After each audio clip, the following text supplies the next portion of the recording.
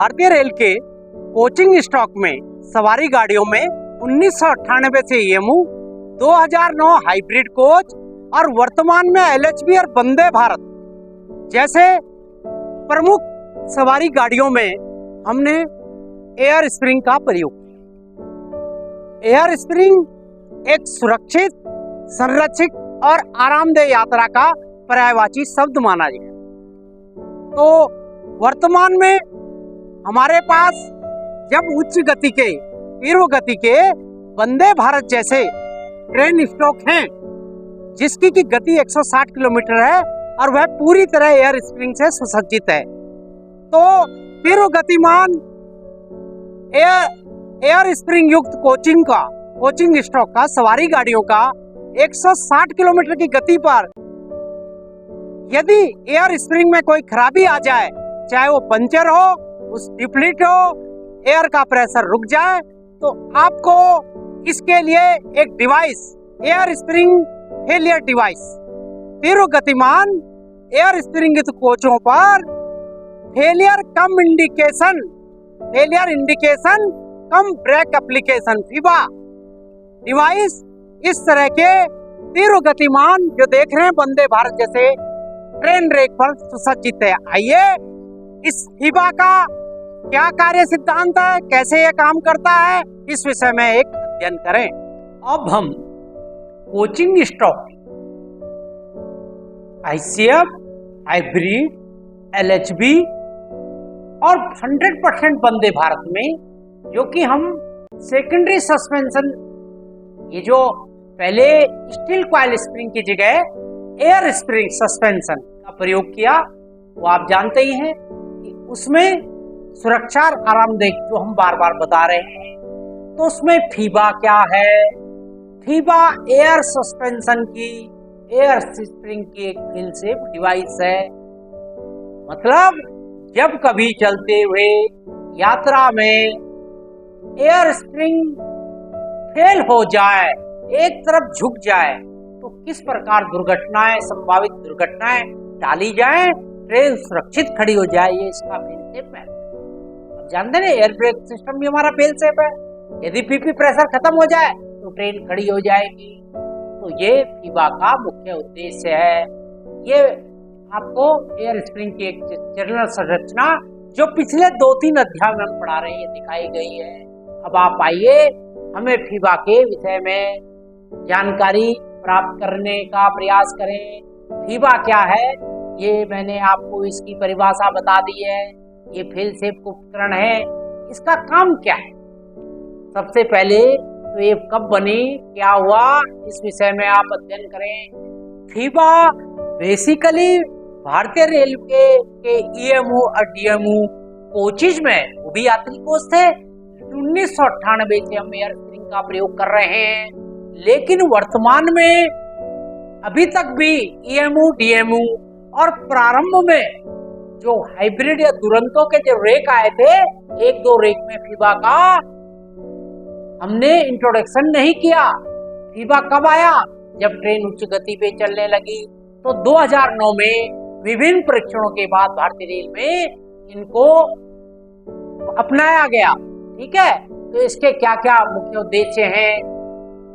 इसके उद्देश्य आप देखें। किसी भी चीज का उद्देश्य क्या है कि सबसे पहले कि आप यात्रा में एयर स्प्रिंग सिस्टम में खराबी आ जाए, बता रहे हैं बार बार, एकदम तेज गति पे एक स्प्रिंग फेल हो जाए, फट जाए, उसका प्रेशर 1 से भी कम हो जाए, तो अचानक वो झुक जाएगा। यदि वो चलता रहा इस गति पे, भाई ड्राइवर को पीपी का तो लीकेज पता लग जाता है एएफआई के थ्रू, उसके बहुत ज्यादा करंट लेने से, लेकिन एफपी प्रेशर का पता थोड़ी देर में लगता है। ठीक है ना? इतनी देर में यदि गाड़ी 150 पे चलती थी तो क्या होगा? तो ये फेलियर इंडिकेशन कम ब्रेक एप्लीकेशन उसमें उस गति पर उसकी गति को धीमा करते हुए तुरंत सर्विस ब्रेक लगा देता है। इमरजेंसी नहीं, सर्विस, तो इस तरह दुर्घटनाएं रुकती हैं और यात्रियों की सुरक्षा तो होती है। भाई यात्री हमारा सबसे बड़ा महत्वपूर्ण धन है। रेलवे की, उसके बाद रेलवे संपत्ति की सुरक्षा, माना वो झुके हुए प्लेटफॉर्म पे किसी रिजिड इंफ्रास्ट्रक्चर से टकरा जाए, कितनी हानि होगी। ट्रेन में सफर को आरामदायक बनाना, यदि एक तरफ पूरा कोच झुक गया तो ट्रेन का कोच भी लहराता हुआ चलेगा। दूसरी और महत्वपूर्ण चीज, यात्रियों के रखरखाव, सुरक्षा के साथ इसके रखरखाव में आसानी। कौन सा स्प्रिंग 24 कोच की यात्रा में, 24 का मतलब 96 स्प्रिंग में से कौन सा स्प्रिंग फेल हुआ, ये इंडिकेशन भी आपको मिल जाएगा।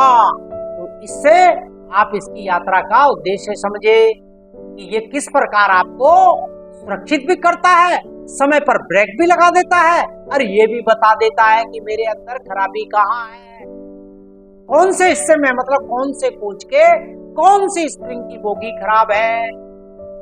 अब आइए फीबा के प्रमुख प्रकार। भारतीय रेल में पहले प्रमुख रूप से 3 थे, लेकिन अब 4 से 5। पहले फेवले, एस्कॉर्ट और नो के ये प्रमुख 3 फीबा काम करते थे, जो एयर स्प्रिंग को मॉनिटरिंग करते थे। अब टॉप ग्रिप, ये टॉप ग्रिप है, रेवा, कुछ और महत्वपूर्ण फीबा भी हमारे पास काम कर रहे हैं, भारतीय रेल में सुरक्षा संरक्षा का प्रमुख साधन बन रहे हैं। तो फीबा के प्रमुख परिवार के साथ इन सब का चौकसाई, जर्नल अरेंजमेंट सबका एक है, जो बीपी ब्रांच पाइपलाइन, जो आइसोलेटिंग का, जो बोगी के एयर स्प्रिंग को जाने वाले isolating cock with vent feature, ठीक है ना। 3 आइसोलेटिंग कॉक इसमें प्रमुख होंगे, जिसमें ब्रांच पाइप से लाने वाला आइसोलेटिंग कॉक और 2 ये कोच पे किस प्रकार लगे, ठीक है ना। इसके रीसेट करने का मैं बताऊंगा, विधि अलग है। तो आइए फिजिकली हम कोच पर चलकर इसको एक बार समझे, तभी हम इसके रख रखाव, इसकी मेंटेनेंस और रीसेट करने को महत्वपूर्ण ढंग से समझ पाएंगे। आइए कोच पर चलें। भारतीय रेल के कोचिंग स्टॉक में आईसीएफ एंड एलएचबी कोच के अंदर सेकेंडरी सस्पेंशन में जो एयर स्प्रिंग लगाए गए हैं, उस एयर स्प्रिंग के फेलियर को इंडिकेट करने के लिए एलएचबी और आईसीएफ कोच के अंदर फीवा डिवाइस लगाई गई है। फीवा डिवाइस क्या काम करता है कि जो कोच के अंदर जो एयर स्प्रिंग लगाए गए हैं, उस एयर स्प्रिंग के अंदर कोई फेलियर हो जाता है तो उस फेलियर को इंडिकेट करने के लिए हमारे पास फीवा डिवाइस लगा है। बात करते हैं एलएचबी कोच में कुल 4 एयर स्प्रिंग लगे होते हैं। एक कोच के अंदर कुल 4 एयर स्प्रिंग लगे होते हैं, जिसमें 6 kg पर सेंटीमीटर स्क्वायर फीड पाइप का प्रेशर भरा रहता है। रास्ते में किसी कोच की एयर स्प्रिंग लीकेज या डिफ्लेक्ट होने के कारण फीड पाइप का प्रेशर ड्रॉप होता था, लेकिन किस कोच की एयर स्प्रिंग डिफ्लेक्ट है या लीकेज है उसका पता देरी से होने के कारण गाड़ियों की समय पालना नष्ट होती थी और कोच असुरक्षित हो जाता था, दुर्घटना होने के चांसेस बन जाते थे।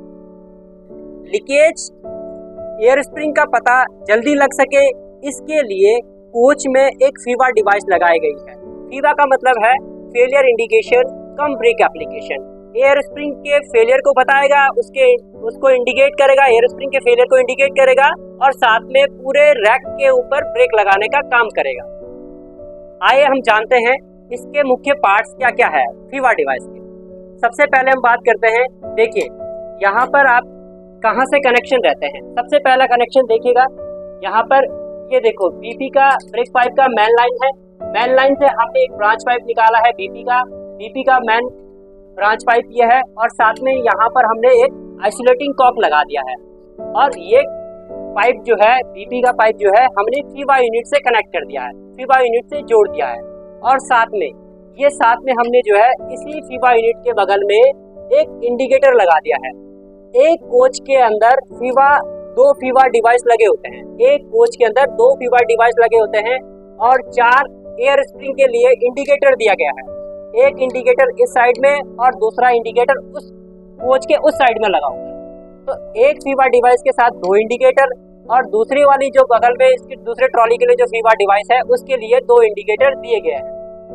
अगर कोच के अंदर जो लगे हुए एयर स्प्रिंग 4 एयर स्प्रिंग है उसके अंदर कोई फेलियर हो जाता है, अगर पूरे कोच के चारों एयर स्प्रिंग फेल हो जाते हैं या उसके कोई मैन लाइन या पाइप से कोई फ्लेक्सिबल पाइप टूट जाता है तो दोनों ही फीवा यूनिट एक्चुएट हो जाएंगे और चारों के चारों इंडिकेटर ग्रीन से रेड हो जाएंगे। तो हमें यही देखना है कि जैसे ही गाड़ी में ब्रेक लगता है हम नीचे आकर फीवा डिवाइस के पास जो इंडिकेटर लगा है अगर वो ग्रीन से रेड है तो अगर वो चारों इंडिकेटर ग्रीन टू रेड है तो इसका मतलब है इन्हीं चार स्प्रिंग के अंदर चारों स्प्रिंग के अंदर कोई फेलियर हुआ है। अगर चार स्प्रिंग में से एक ट्रॉली के दो एयर स्प्रिंग के अंदर कोई फेलियर है तो उसके सामने लगा हुआ है फीवा डिवाइस जो इंडिकेटर है वही इंडिकेटर सिर्फ ग्रीन से रेड होगा। ये हमें ध्यान रखना है और उसके बाद जो प्रोसेस है उसको रिसेट करने का उसके बारे में जानने का आगे प्रयास करें। अब अभी तक आपने कोच के ऊपर फीबा के मुख्य पार्ट, फीबा में 4 कनेक्शन होते हैं। फीबा में जो कनेक्शन आते हैं यहाँ 4, दोनों एयर स्प्रिंग से, एक पीपी ब्रांच पाइपलाइन से और एक चौथा इन इंडिकेटर पे, दोनों इंडिकेटर पे 4 तो इसके मुख्य कनेक्शन। आइए इसके पार्ट्स के विषय में जाने। एक फीबा के कंपोनेंट क्या है, धीमे धीमे मैं आपको बताऊंगा। फीबा एयर स्प्रिंग का जो 150 का एमआर है ये सब एयर स्प्रिंग का। फीबा का मैं मुझे आपको बता दूंगा। जो ब्रेक पाइप है जो हरे रंग का आपको दिख रहा है, एक जो मैंने 4 कनेक्शन बताए थे ना, एक तो ये है प्रमुख जिसमें आइसोलेटिंग कॉक विदाउट वेंट, ये केवल बंद करता है, एयर का रिसाव नहीं करता। 2 कनेक्शन, एक बोगी के दोनों स्प्रिंग नंबर 1 और नंबर 2 दोनों स्प्रिंग से, साथ में 202 आइसोलेटिंग कॉक विद वेंट। इसको बंद करते ही दोनों एयर स्प्रिंग अपना प्रेशर वेंट कर देंगे और ये स्प्रिंग खाली होकर इमरजेंसी स्प्रिंग के ऊपर आ जाएगी। इसका क्या महत्व है वो आप रिसेटिंग में समझेंगे। और ये ब्रेक इंडिकेटर को चौथा, तो ये इसका कंपोनेंट है। तो ये पाइपिंग लेआउट इसमें आपने जाना।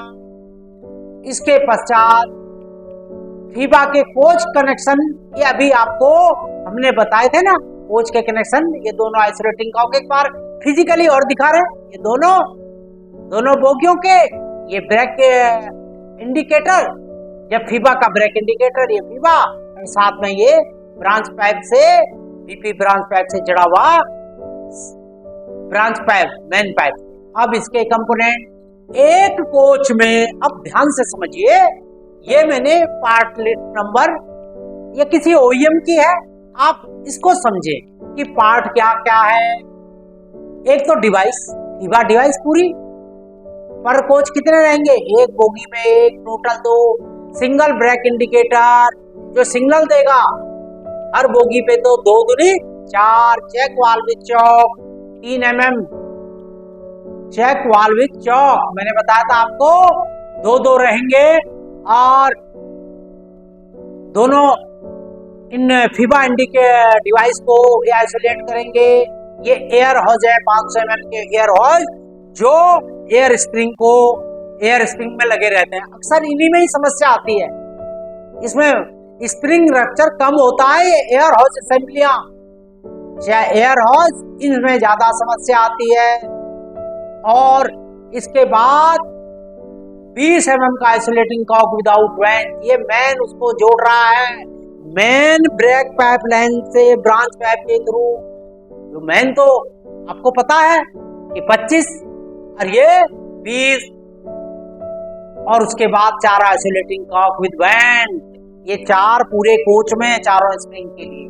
तो मुझे उम्मीद है आप इसको आसानी से समझ गए होंगे। एक चित्र और मैंने आपकी समझाने के लिए इतना दिया है कि ये किस तरह है। ये एयर स्प्रिंग के हैं मैन, ये 2 एयर स्प्रिंग, ये हरा जो रंग है ये फीबा का है। दोनों चारों एयर स्प्रिंग को ये इस प्रकार प्रेशर देता है। ये इसके आइसोलेटिंग कॉक है, मैं बता रहा हूँ 20 mm वाले, ये वो हैं जो वेंट वाले हैं, isolating cock with vent feature.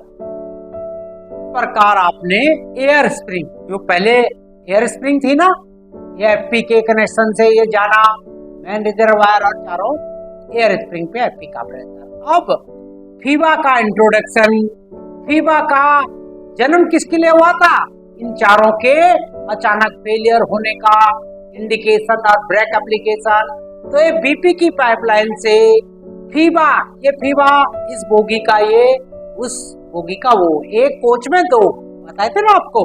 तो 4 कनेक्शन कौन से हैं? एक बीपी ब्रांच पाइपलाइन से 20 mm का, दूसरा दोनों एयर स्प्रिंग को, एक एक बोगी की बात हो रही है, और चौथा 2 ये कनेक्शन, 1 2 3 और चौथा ब्रेक इंडिकेटर को। अब हम प्रत्येक फीबा को विस्तृत रूप से जान लें, समझ लें। आपको पहले उसको फिजिकली पहचानना होगा। तो स्कॉट में एक फीबा की पहचान क्या है? इसमें 3 छल्ले, इसके पैनल में हर बोगी में जो लगा होगा तो इसमें 3 छल्ले होंगे। इन रिंग का छल्लों का क्या काम होगा ये हम आगे बताएंगे। यही वो की है, यही वो चाबी है जो इसको रिसेट करेंगे। ठीक है ना, जैसे ये एप्लीकेशन हो गया ना, लाल हो गया, तो इसको कब हरा करना, कब रिलीज करना है ये हम बताएंगे। अभी आप फिजिकली पहचान ये छल्ले वाला स्कॉट। नॉर्म एक फीबा देखिए जिसमें नॉब लगी हुई है, जो नॉब है इसको रिसेटिंग नॉब है, ये नॉर्म एक के फीबा में है। आइए फैमिली में एक फीबा को देखें। इसमें 2 पुश बटन लगे हुए हैं फीबा डिवाइस में। ये फीबा की पीरी यूनिट है, पीछे चौक है, ये इसका इंडिकेटर। देखिए मैंने वो चित्र लिए हैं जिसमें कि फीबा एक्टिवेट है, मतलब लाल है। अधिकतर मैंने ये चित्र लेने का प्रयास किया। और चौथा और महत्वपूर्ण टॉप ग्रिप का, ये अभी नया कोच आया था तो मैंने को ये फोटो लेने का मौका मिला कि आपकी जानकारी में डाल दूं। तो इसमें भी 2 पुश बटन है, बल्कि इसमें और क्या है, इसमें बटनों में रिसेट करने का तरीका भी लिखा है कि कितने सेकंड तक इसको दबाना है। और ये इसके इंडिकेटर, बगल में इसके इंडिकेटर है, एक बोगी के इस साइड में, दूसरा बोगी के कोच के दूसरी साइड में, ताकि आप दोनों तरफ से जल्दी से इसके फीबा एक्टिवेशन को पता कर सकें। अब ये मैंने थोड़ा सा आपको प्रयास किया है बताने का कि जब मैं कहूंगा क्या आइसोलेट करना है तो आपको पता होना चाहिए। ये बीपी की आइसोलेटिंग कॉक है विदाउट बैन, और ये 2 आइसोलेटिंग कॉक हैं जो फीबा से एयर स्प्रिंग की तरफ जा रहे हैं। ठीक है, और ये फीबा यूनिट है, ये इसमें चौक है जो कि 8 mm का इसको प्रेशर ड्रॉप करती है किसी भी एबनॉर्मलिटी में। तो आप इस चित्र को समझ लीजिए, ये आगे आपके बहुत काम आने वाला है। अब इसका वर्किंग प्रिंसिपल, किसी भी चीज का कोई सिद्धांत क्या होता है, फीबा डिवाइस का सिद्धांत क्या है कि चलते समय किसी बोगी के दोनों स्प्रिंग के बीच में अचानक प्रेशर गिर जाए और वो 1 kg/m² से नीचे चला जाए। ठीक है ना, इसमें क्या है, आप कहेंगे ड्यूप्लेक्स चेक वाल है, वो दोनों जब वो इसकी स्थिति से बाहर हो जाए, अचानक प्रेशर 1 kg से नीचे किसी भी एक स्प्रिंग का चला जाए, तो फीबा में लगा हुआ इसका स्पूल वाल एकदम उसकी गति को कम करेगा। कैसे? सर्विस एप्लीकेशन कर देगा, और बगल में जो लाल इंडिकेटर मैंने दिखाए थे उनको फौरन रेड कर देगा।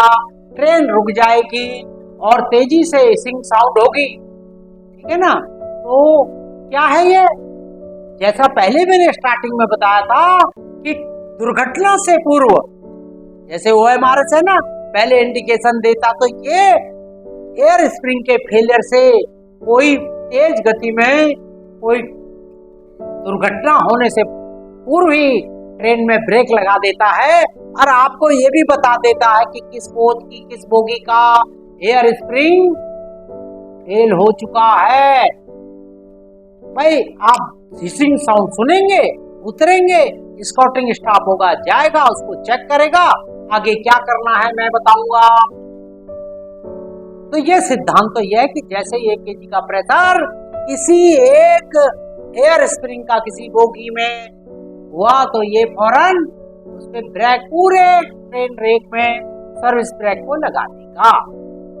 तो कैसे पता लगा? मैंने बताया था, एक तो हिसिंग साउंड हो रही है, दूसरा इंडिकेटर लाल हो रही है। देखिए ये हरा था जब चल रहा था, जैसे ही फीबा एक्टिवेट हुआ, इसने इसको लाल कर दिया और फीबा के 8 mm के चौक से तेजी से प्रेशर, जब आपने आईसीएफ वगैरह की एलएचबी में एसीपी का रिसाव देखा होगा, कितनी तेजी से आवाज आती है कि लोको पायलट और असिस्टेंट लोको पायलट और ट्रेन मैनेजर या स्पॉटिंग स्टाफ फौरन वहां पहुंचते हैं और उसको सेट करके आगे की यात्रा को सुनिश्चित करते हैं। तो इसी प्रकार आपने ये लक्षण देखने और सुनने हैं।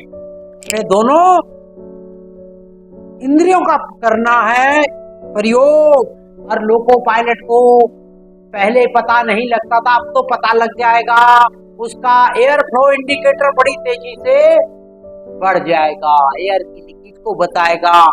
लोको पायलट समझ जाएगा मेरी मोटर ज्यादा करंट ले रही है, कुछ गड़बड़ है, मुझे ब्रेक लगाने।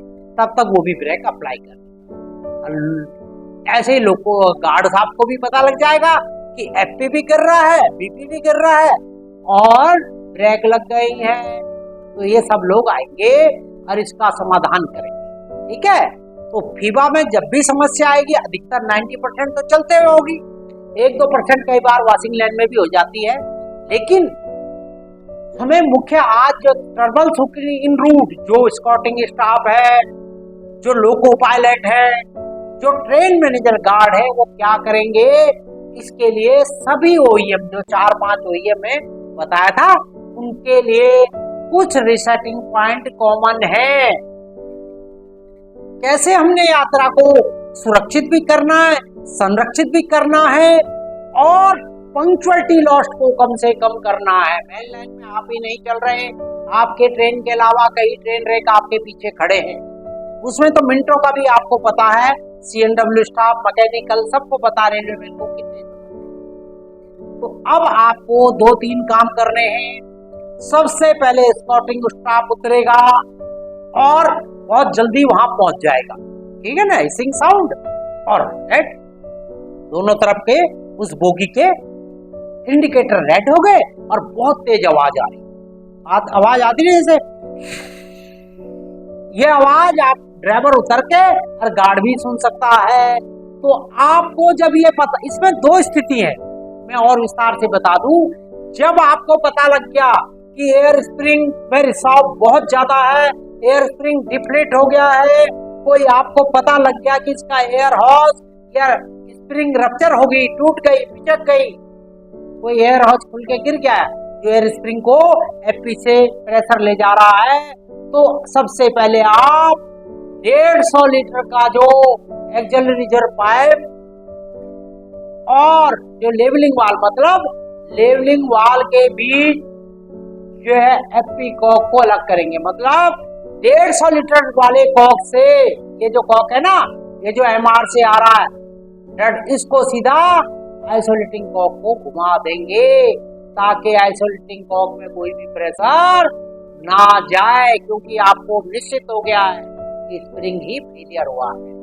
फिर दूसरा क्या करेंगे, ब्रांच बीपी ब्रांच पाइप और कल्प्रिट फीबा के बीच, मतलब पूरी बोगी को करना है। ये जो बोगी से इस बोगी का जो ये फीबा लगा है, इसको आप आइसोलेटिंग कॉक जो सीधा, इसको खोल के 90 डिग्री करके इसको बंद करेंगे। इसको बंद करते ही क्या होगा, बीपी का जो प्रेशर का एग्जॉस्टेशन था वो यहाँ जो चौक से तेजी से यहीं पे बंद हो जाएगा।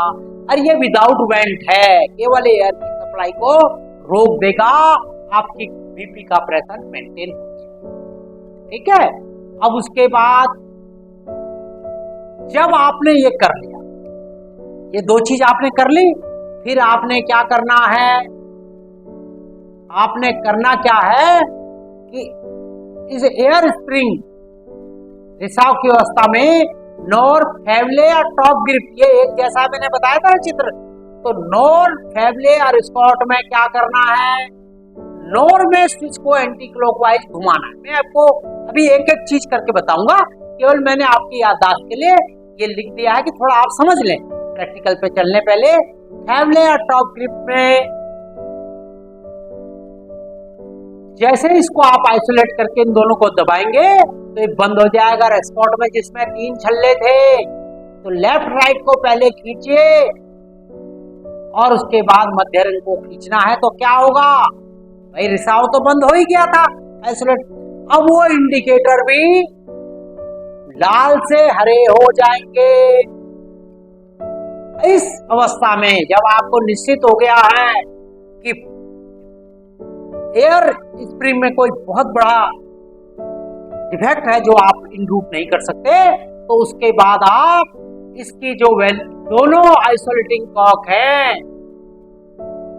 विद वेंट फीचर, इन दोनों को भी बंद करेंगे। एयर स्प्रिंग का प्रेशर दोनों तरफ से एग्जॉस्ट हो जाएगा। एयर स्प्रिंग इमरजेंसी स्प्रिंग के ऊपर एक सुरक्षित ढंग से बैठ जाएंगे। फिर आपने वही फीबा को रिसेट करने के बाद और उसको बोगी को आइसोलेट करने के बाद 60 किलोमीटर प्रति घंटे की रफ्तार से आगे चलता है। उपरोक्त संदर्भ में जब मैंने बताया कि आपको निश्चित हो गया पहला केस कि एयर स्प्रिंग ही फेल हो गया, 2 केस होंगे, या तो एयर स्प्रिंग फेल हो गया पूरी तरह बस्ट हो गया, कोई ऐसी लीकेज आ गई जो डिप्लीट है। अभी दूसरी स्थिति आएगी एयर स्प्रिंग ठीक है और फीबा माल फंक्शनिंग कर रहा है। तो इस प्रकार के संदर्भ में हमारे उत्तर रेलवे ने आरडीएसओ और कैमटेक की गाइडलाइंस के अनुसार जब बहुत ज्यादा पंक्चुअलिटी लॉस होने लगे तो एक क्लियर डायरेक्शन दी है 2021 में कि आपको मार्ग में रूट क्या करना है। जैसा मैंने पहला बताया था, तो इसकी एक ऑथेंटिसिटी है जो मैं बता रहा हूं, मैं इसी पत्र के अनुसार बता रहा हूं।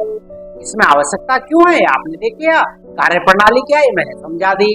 अब उसका यदि फीबा एक्टिवेट हो जाता है तो आपको कैसे चलाना, कैसे दोष निवारण करना है, इसमें लिखा अगर फीबा खराब है, केवल फीबा खराब है और स्प्रिंग डिप्लीट नहीं है, मतलब उसकी हाइट 279 से 294, ठीक है ना, इसके मध्य है, तो आप फीबा को रिसेट करा के जो ट्रेन की गति है, जो उसकी स्पेसिफाइड गति है जो हमें दे रखी, उसको आप चला सकते हैं। इसमें 60 किलोमीटर का स्टेशन हट चुका है। दूसरा, कोई पाइप फिटिंग, कोई फ्लेक्सिबल पाइप वगैरह प्रेशर लीकेज हो गया जो आप ठीक कर सकते हैं, इसमें भी आपको लीकेज बंद करनी है और फीबा को रिसेट करना है। और ट्रेन की कौन सा है जो हमारे फीबा में कहीं समस्या है, इसमें भी एयर स्प्रिंग पूरा सही है, वो भी आप अपनी जो गति अनुमान उसके लिए अनुमति दिए चलाएं। और लेकिन जब मैंने बताया था स्प्रिंग फेल हो गया तो आपको 60 किलोमीटर की गति पे चलाना है। यदि किसी कारणवश एलएचबी कोच को, आईसीएफ कोच को कोचिंग स्टॉक में हमेशा ट्विन पाइप चलता है, लेकिन राह में कोई इमरजेंसी हो गई, हो जाती है ना भाई, कोई एनिमल हो गया, किसी कारण से फॉरेन पार्टिकल से टूट गया, तो आप तब भी 60 किलोमीटर प्रति घंटे की गति से चलाएंगे, क्योंकि एफपी प्रेशर धीरे होगा, स्प्रिंग डिप्लीट हो जाएंगे, तो आप 60 किलोमीटर की गति से ही आगे लाएंगे। और ये सूचना आप फौरन आने वाले स्टेशन और कंट्रोल को पहुंचवा देंगे। अब तीनों प्रकार के फीबा को रिसेट करने की क्या नियम है मैंने बताया। पहले मैंने बताया बीपी लीकेज को रोकने के लिए फीबा को पहले सबसे इसको आइसोलेटिंग कॉक को बंद कर देते और एमआर से एयर स्प्रिंग की आपूर्ति को इस क्रम में एक पहले ये करना चाहिए ताकि जल्दी से जल्दी ब्रेक एप्लीकेशन रिलीज होने प्रारंभ हो। लेकिन ध्यान रखें, यदि आप स्पॉटिंग में हैं तो पहले ट्रेन मैनेजर और लोको पायलट को इसकी सूचना दें और उनके संपर्क में रहें, ठीक है ना, क्योंकि आपने जैसे ही एमआर पूरा किया हो, बीपी का प्रेशर पूरा किया, ऐसा ना हो वो समझे सब कुछ ठीक हो गया, क्योंकि अभी तो काम बहुत है आपने किया। इसीलिए मैंने कहा था कि इन दोनों कॉक को बंद करने के बाद एयर स्प्रिंग को खाली करने के लिए दोनों आइसोलेटिंग कॉक उस बोगी के बंद कर दें, वो वेंट हो जाएगी। तो इस प्रकार आप फीबा को रिसेट कर पाएंगे। तो इसको नॉर्मेक, स्कॉटमेक और फेवलेमेक, साथ में टॉप ग्रिप, इसको आपने किस तरह करना है ये इसमें दिखाया गया है। मैं अपने इस पे आता हूं कि इसमें नॉर को आपने क्या करना है कि इसके नॉब को हॉरिजॉन्टल एंटी क्लॉकवाइज घुमा देंगे। एस्कॉर्ट में दोनों लेफ्ट राइट के नॉब खींचेंगे और बाद में तीसरा खींच देंगे। अभी मैं और भी आपको करके बताता हूं और आप बहुत स्पष्ट। और फेवले और टॉप ग्रिप में दोनों बटनों को कुछ सेकंड 10 सेकंड तक इसके आसपास उसमें लिखा हुआ सब कुछ, उनको प्रेस करते रहिए, ये अपने आप रिसेट हो जाएगा। पता कैसे लगेगा भाई? हिसिंग साउंड तो बंद हो गई आपकी, आपने बंद कर दी थी। अब वो जो ब्रेक इंडिकेटर है वो लाल से हरा हो जाएगा। बताया था ना, ये जो इंडिकेटर थे जो लाल हुए थे फिर ऐसे हरे हो जाएंगे। आइए इसको और भी विस्तार से आप समझ लें। स्कॉट मैक में मैंने आपको और ये दो है, पहले इन दोनों को एक साथ खींचना है, एक नंबर। दूसरा नंबर ये देखिए भी इसमें लाल है, तो पहले आप इसको खींचेंगे, उसके बाद इन दूसरे नंबर पे बीच वाले को खींचते हैं, एस्कॉट मैक का फीवा रिसेट हो जाएगा, ये हरा हो जाएगा। ठीक है ना। अब ये नॉर मैक का मैंने बताया था वर्टिकल होता है, इसको आपने एंटी क्लॉकवाइज घुमा दिया, ये रिसेट हो गया। ये हॉरिजॉन्टल है ना, हो गया ना, तो ये इसलिए हरा हो गया। मैंने उसका चित्र लिया जो रिसेट हो चुका है।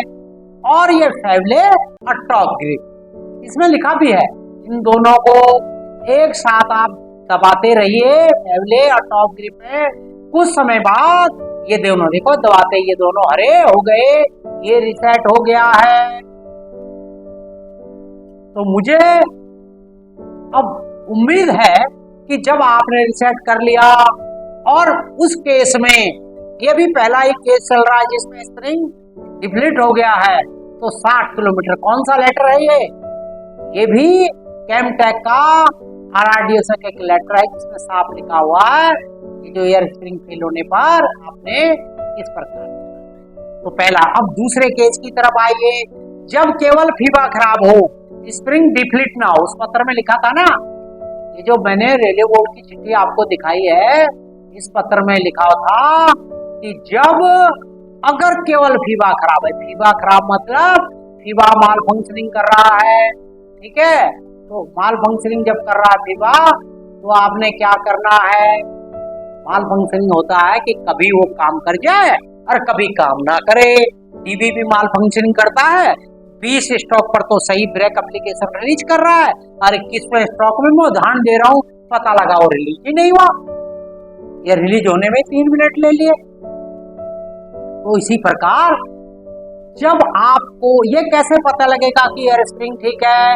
एक तो उसकी ऊंचाई नापे, कोई बहुत बड़ा काम नहीं है, 289 से 294 उसकी ऊंचाई आपके पास, स्किल स्कॉटिंग स्टाफ के पास सब जगह रहते हैं, ठीक है।